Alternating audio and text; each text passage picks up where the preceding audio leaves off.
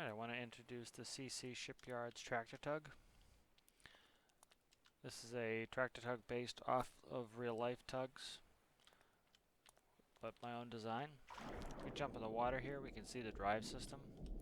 We have two 180-degree arc azipods.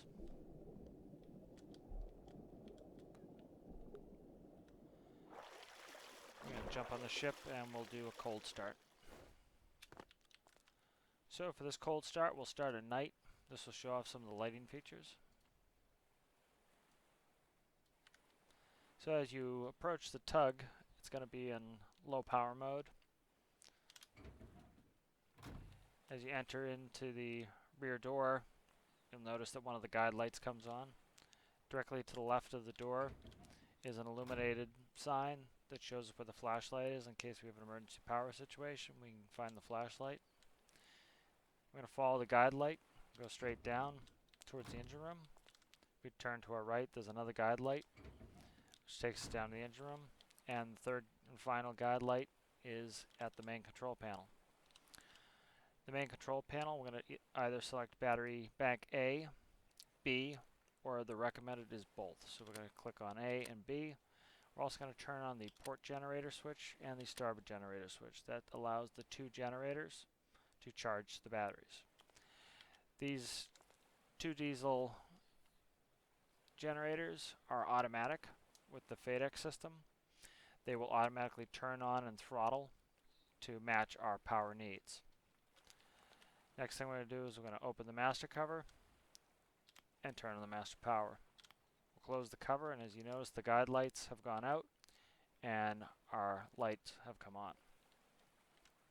If we go back to our electric circuit breaker panel, we'll notice that all the circuit breakers are on and they have green indicators showing that they're receiving power. If we were to select the lights off, you would notice the lights would go off and the indicator light would go out. Turn the lights back on and we'll go up to the bridge.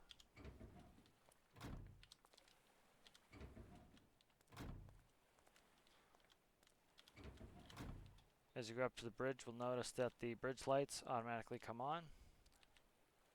We'll jump into our seat. Alright, as we're in our seat, the first thing we'll do is we'll adjust our lighting. We can increase the brightness of the lights, or we can decrease the brightness of the lights with that switch. We also can switch from white to red. We can still brighten or dim our lights with red lights, and then one more click will shut the lights off. So we're going to set our lights to white, and we'll continue with our pre-trip. So first thing we'll do is we'll start top left. We have a large keyboard for our autopilot. We have an autopilot on switch and an indicator for that. Below that we have the ETA to our next waypoint. We have the distance to the next waypoint in nautical miles. We have the bearing to our waypoint. And we have the monitor on switch. Select our monitor on and we'll zoom out. This autopilot system here is from a modified version of Mr. New Jersey's. In the center here we have compass. Above that we have the clear all navigation waypoints button.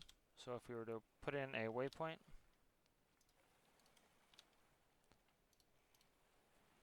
waypoint shows the monitor, and if we clear that, it will delete all waypoints. Below that we have our foghorns. Next we have our radar monitor and panel. Turn the system on.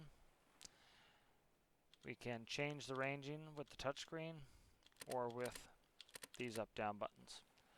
Above that we have the buzzer switch. As you can notice that there's no sound associated with the radar currently, but if we select the buzzer on, we will get sound.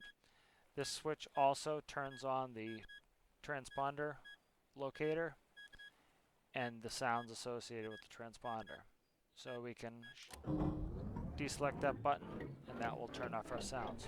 As you can hear, our engines are starting to compensate for the electricity we're using with the lights and the panels. Engine temp's coming up, and as you can see we have very low RPS because the FADEC is automatically controlling the engine to just produce enough electricity to compensate for these lights. Next thing we'll do is we'll turn our anchor light as we're sitting here at anchor. We'll go down. This is our speed panel. It's going to show our knots Right now it's showing 0 or null due to the fact we're not moving. Below that we have wind direction and wind speed. We have 0 wind conditions, so it's showing just ambient wind. Going down to our main console here, we have the Azipod direction indicator. As you can see, it's facing straight back on either side because the Azipods are facing straight back. If we push the Azipod out, the needle will move out.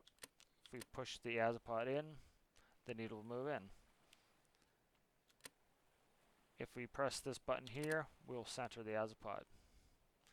Next to that we have the port thrust, forward and reverse, and we have the thrust indicator.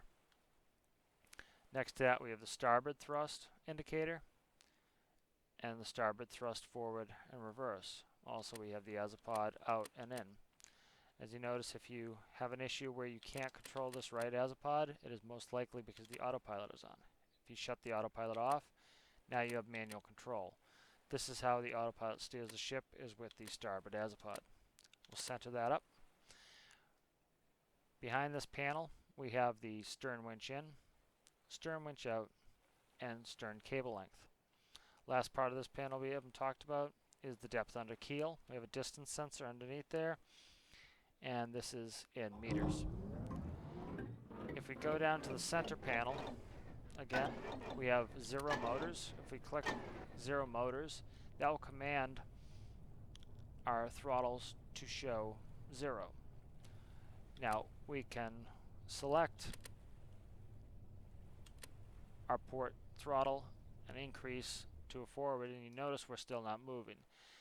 What this does, this allows us to show what we want and then deselect 0 and achieve it. So for example, if we wanted to do a very fast right 360-degree turn, we could unclick the 0 motors, and because we already have them preset, we would turn. And there we go. As you can see, we're doing a right 360. Deselect it, let it continue a fast right 360. Even though we're in the dock, as you can see, we're doing a nice tight 360-degree turn. Next to that we have the sink. If we were to sink the thrust, we would be commanded by just this port throttles. So with this, if we were to remove the 0, we would have both in the full position indicated by the left throttle. Off to the left panel we have bow winch out, bow winch in, center Azipod, and the cable length for the bow winch. Off to the left panel here we have the bow spotlights, stern spotlights, and the side spotlights. Our next button is for our deck lights. One click will select white lights.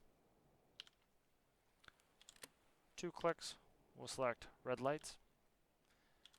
And 3 clicks will shut them back off. We're going to go back into day.